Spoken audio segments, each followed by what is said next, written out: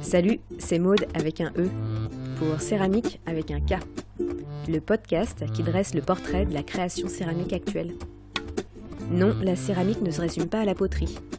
Elle ne se résume pas non plus à Demi Moore et Patrick Swayze, batifolant sur un tour de potier. Non, la céramique ce n'est pas ringard. Au contraire, c'est une discipline vaste et éclectique, regroupant des créatrices et créateurs, des artistes aux horizons et pratiques variées. Ici, vous pourrez écouter ces artistes nous raconter leur parcours, leur démarche et leur place dans le monde de la création actuelle. C'est l'heure du podcast Céramique. Allez, c'est parti, enfourchant le tigre.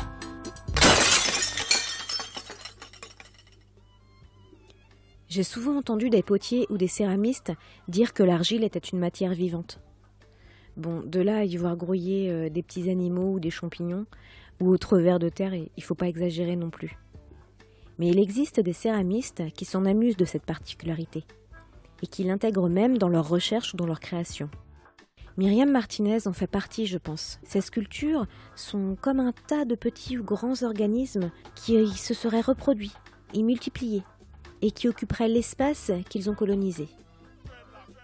Et puis ensuite, ils y feraient leur vie en s'adaptant aux éléments, au vent, à l'humidité, à la chaleur et aux spectateurs qui viendraient s'y pencher.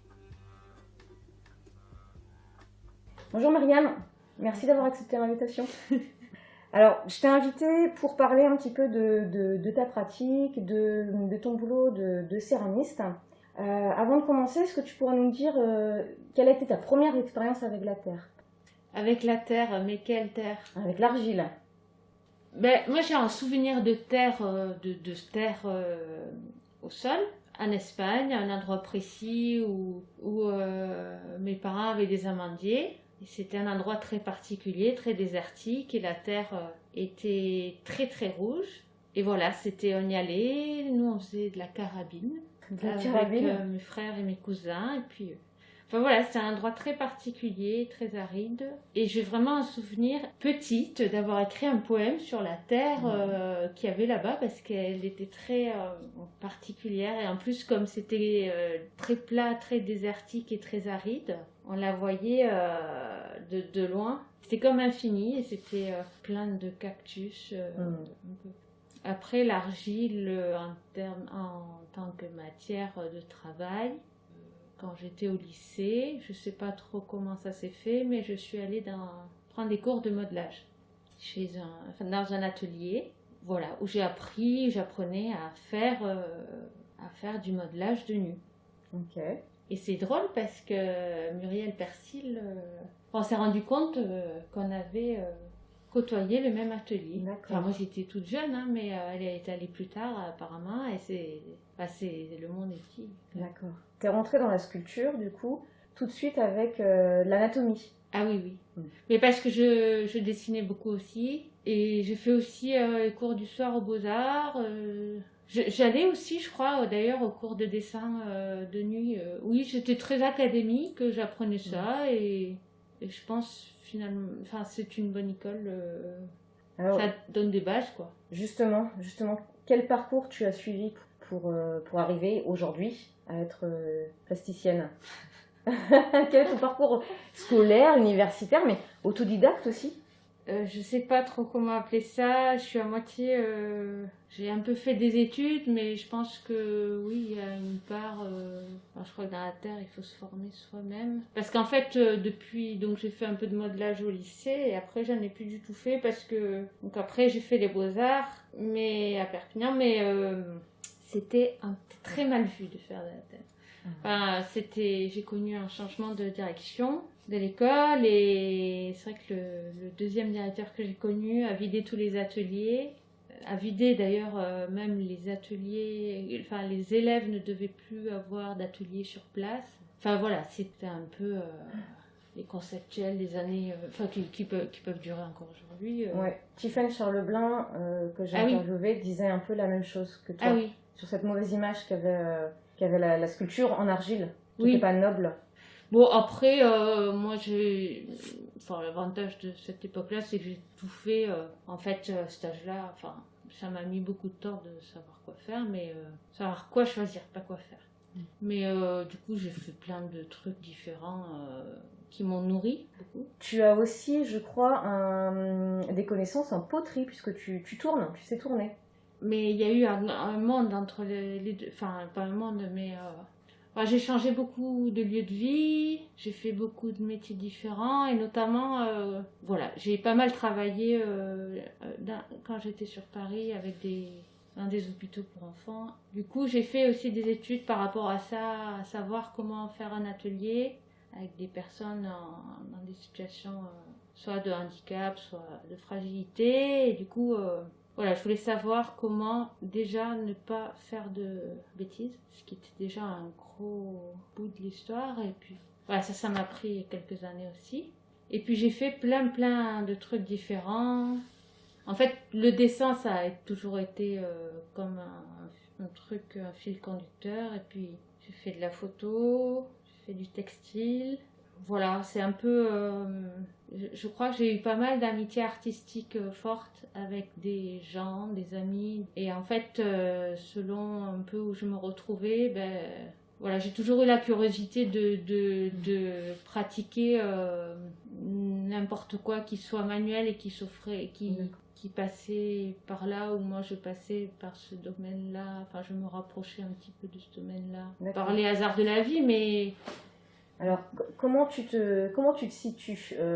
Quelle est ton identité? Comment tu te verrais? Tu te vois, toi, plus plasticienne, céramiste, potière, artiste, tout ça à la fois?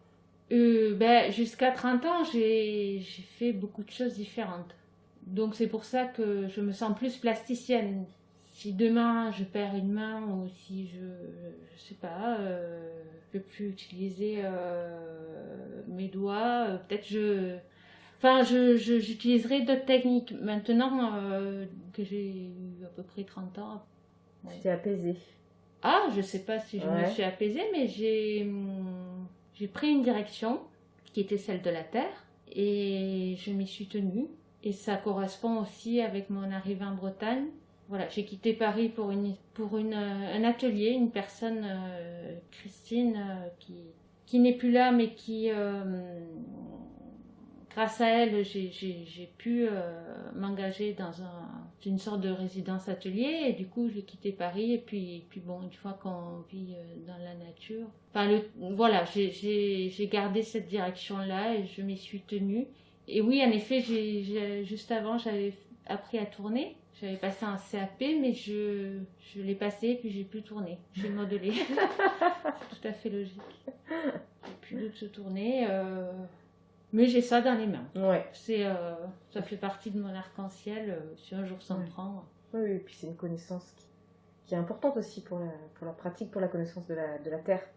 Ben oui et non, parce qu'après j'ai dû tout réapprendre. En fait, c'est la terre, il y a énormément de domaines qui la composent, de connaissances qu'il faut avoir au niveau théorique et pratique, qui est franchement, je pense être partie un peu de zéro après avoir fait ce tournage, parce que ben voilà, faut apprendre à se tromper beaucoup, faut rater, faut avoir pour pouvoir prétendre un tout petit peu connaître la Terre, mais encore j'en suis très loin. Enfin, c'est un domaine tellement c'est sans fin en fait. C'est de la chimie aussi. Peut-être j'ai choisi le domaine où j'aurai toujours des choses à apprendre. C'est peut-être ça le truc. Moi j'aime bien. Si je pouvais, j'irais à l'école tout le temps. Ça m'intéresse d'apprendre. En fait, d'être en situation d'apprendre. Quelle thématique tu explores dans ton travail, dans tes réalisations? Ce que je crois faire, là ça vient pas d'un mot, ça vient plutôt du corps, et j'ai l'impression de raconter une histoire depuis 10 ans et qu'il y a juste une continuité à cette histoire. Peut-être que quand on voit juste une partie de mon travail, on comprend pas trop de quoi ça parle, mais si on le voit, quand on voit dans mon atelier, j'ai une pièce où une pièce qui est envahie de la plupart de mes pièces, et pour moi c'est comme une BD en désordre. Parce que c'est en désordre, c'est pas dans l'ordre, mais de réalisation, mais en fait... je Respire. L'interview se Mais- fait masquer, hein, je Voilà. précise. C'est comme si j'avais commencé une phrase il y a 10 ans et je sais pas quand elle va se finir en fait. Donc là, je suis en résidence en ce moment pour faire une fresque grâce à l'aide des fonds Régnier et à la briqueterie. Et du coup, là, il y a le cadre de cette fresque. Maintenant, il faut que je fasse rentrer dans ce cadre-là la suite de ma phrase. Et tout consiste en garder cette histoire de direction. Je sais pas, je la connais pas, mais il faut que que je sois à l'écoute. C'est un petit peu comme quand on danse en improvisant. Ça peut pas partir dans tous les sens. Tu connais la musique, il n'y a pas plus cadré que l'improvisation quelque part. Si tu danses dans tous les sens, par exemple, tu tombes par terre, t'as la tête qui tourne. Alors que si juste tu dis, là, cette direction-là, cette direction-là, cette direction-là, à l'intérieur de ce cadre-là, il y a comme des lignes pour écrire ta partition. Donc je sais pas comment définir le thème. Ben, ouais, il y a un lien aussi avec la danse, effectivement. Comme tu disais, c'est oui, le corps, donc tu vas travailler autour de cette question-là aussi. Alors, L'occupation de l'espace. alors oui, quand j'étais à Paris, j'ai occupé pas mal de cours de danse. J'ai découvert ce domaine-là de manière amateur, mais de manière très libre aussi. Et oui, ça m'a apporté un rapport à l'espace qui me semble important pour quelqu'un qui travaille le volume.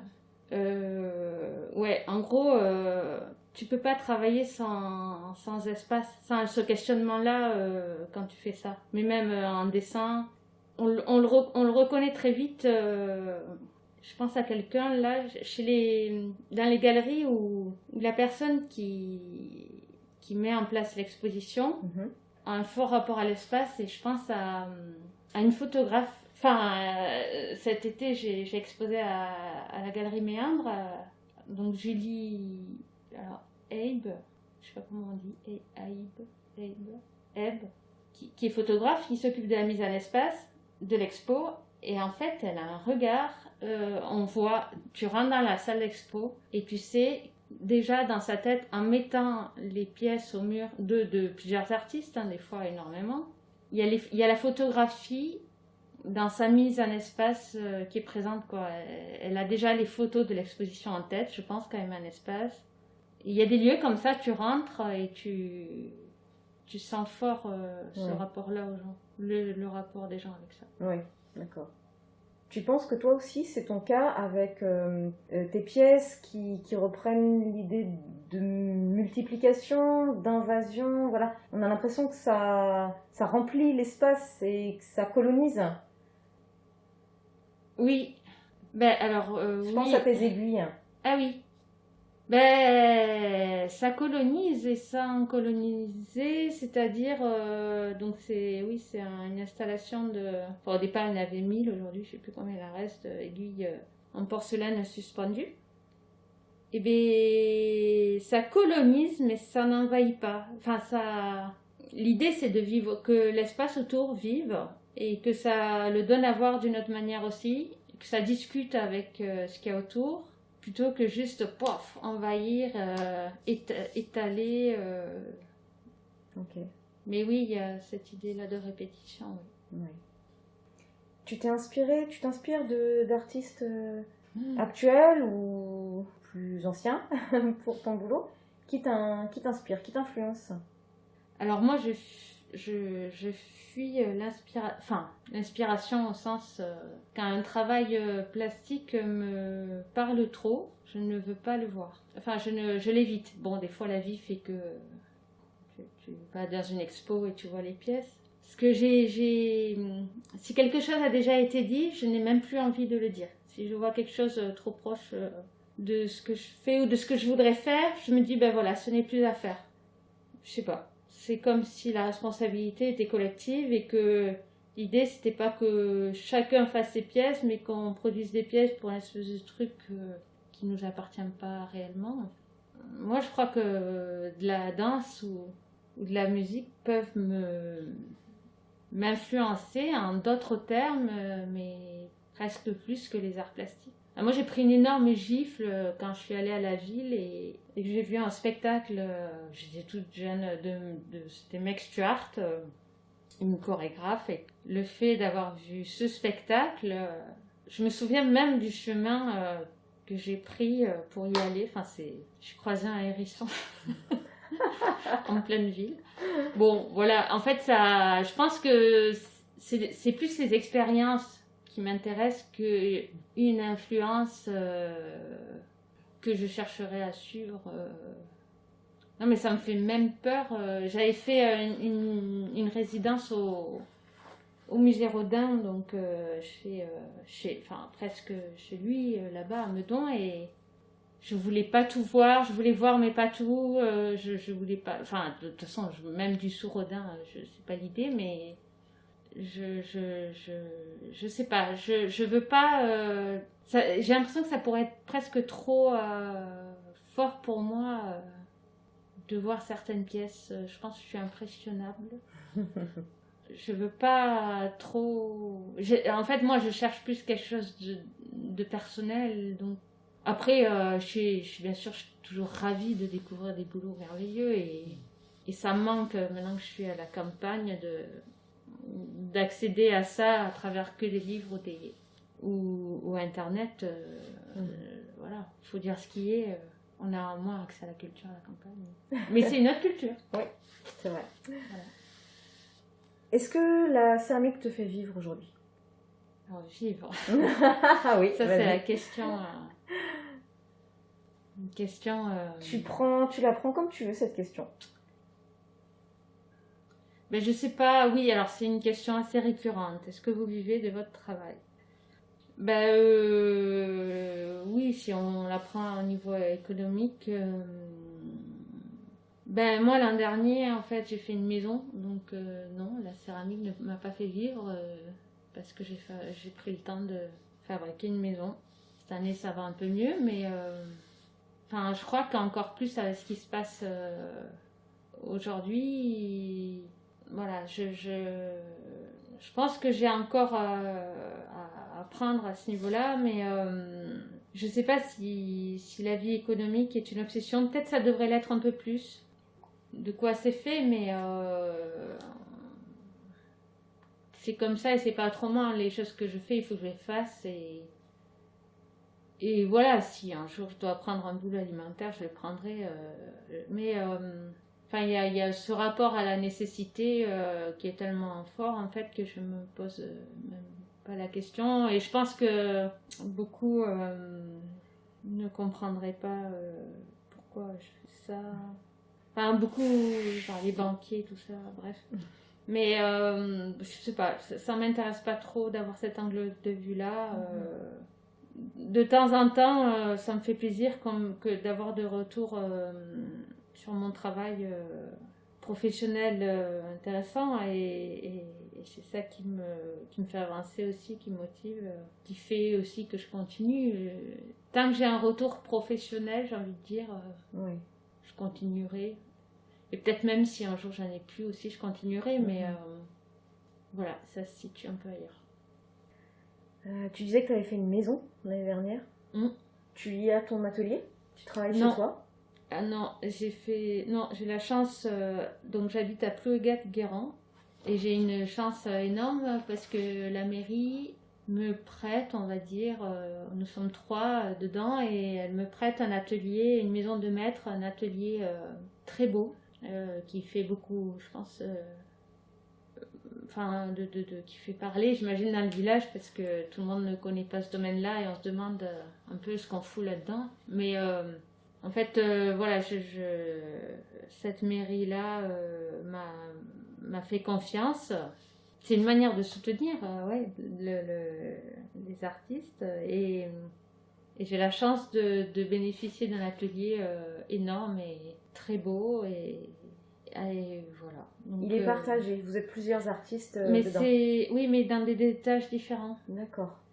ce qui pour moi est très important parce que je sais pas travailler avec des personnes autour. Donc, Et alors, donc, quelle est l'ambiance de ton atelier?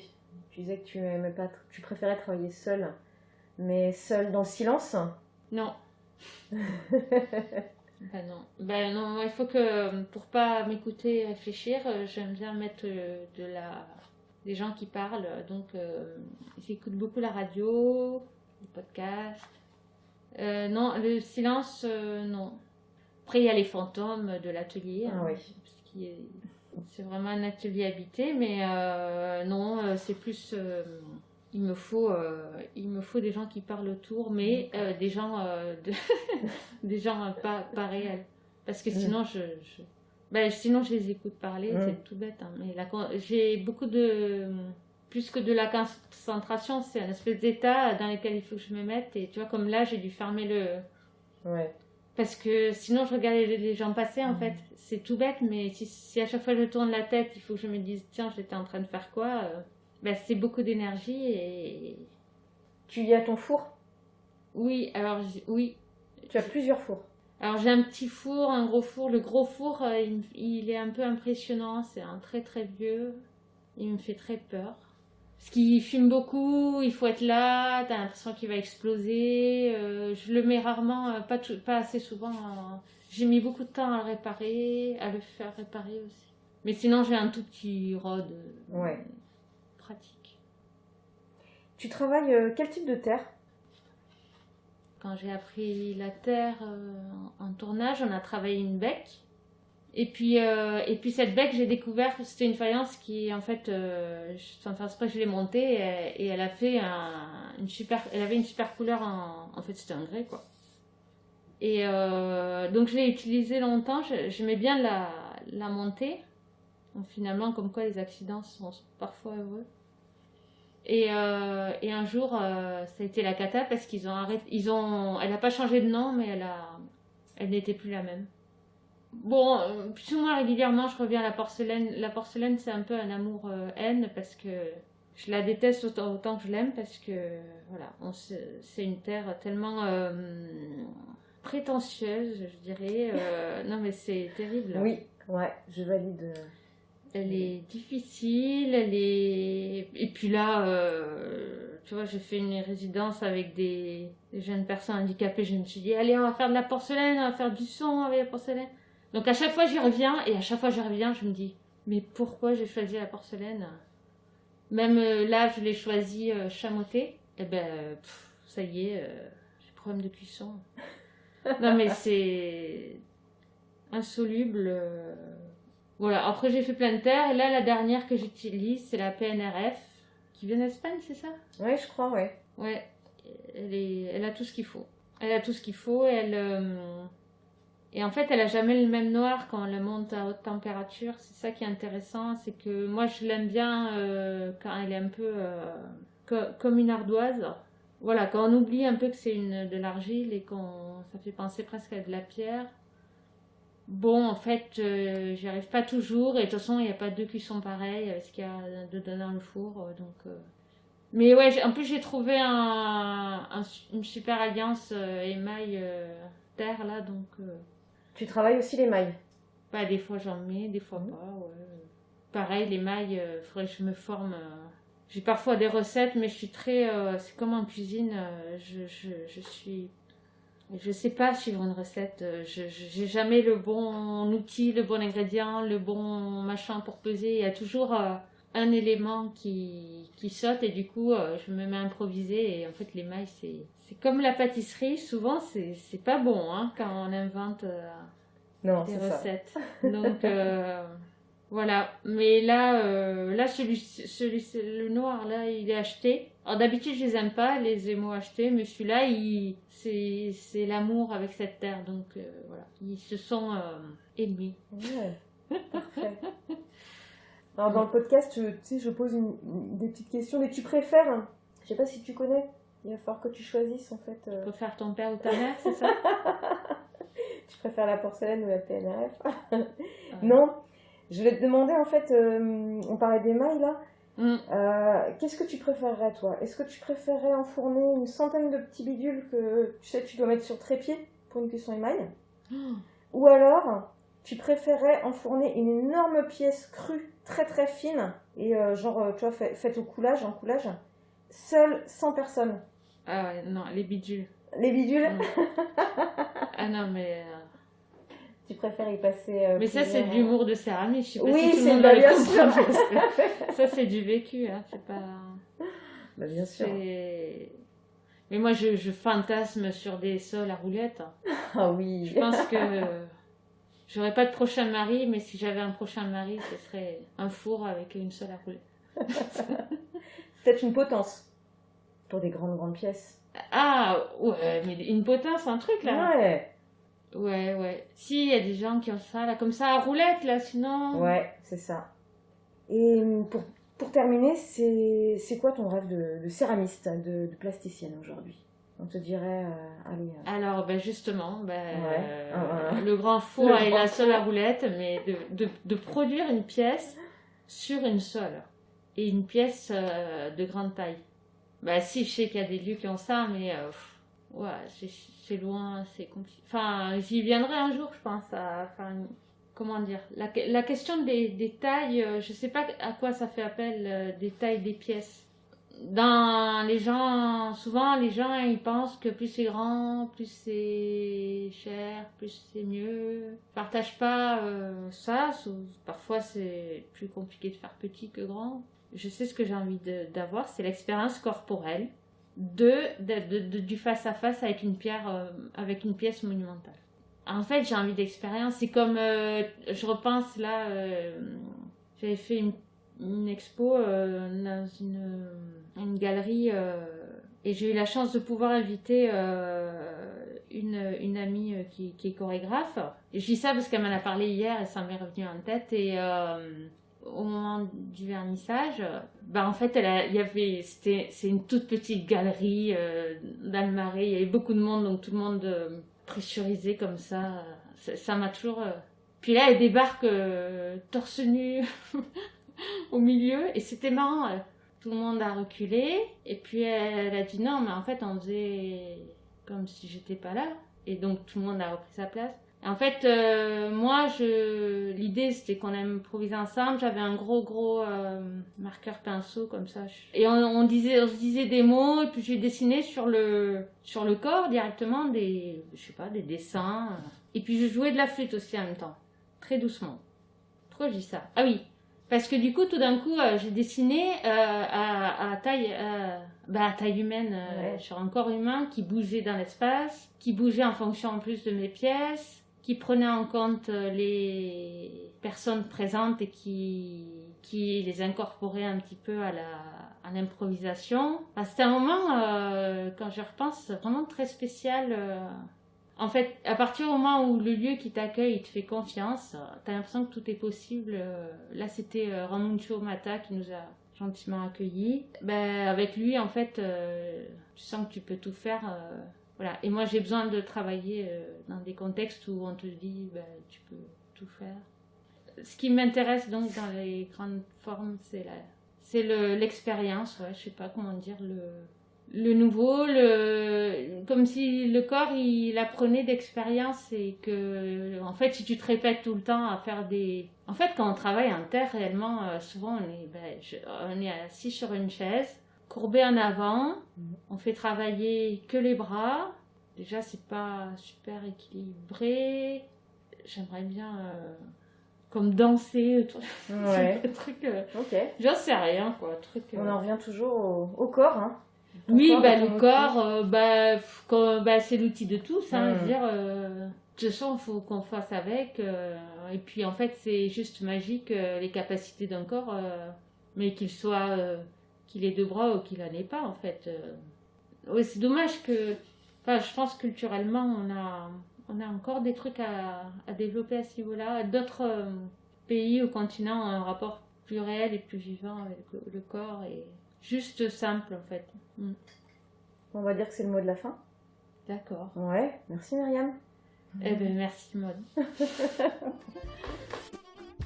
Merci d'avoir écouté Céramique, le podcast. N'hésitez pas à vous abonner ou à nous laisser 5 étoiles. À bientôt pour une nouvelle rencontre autour de la Terre.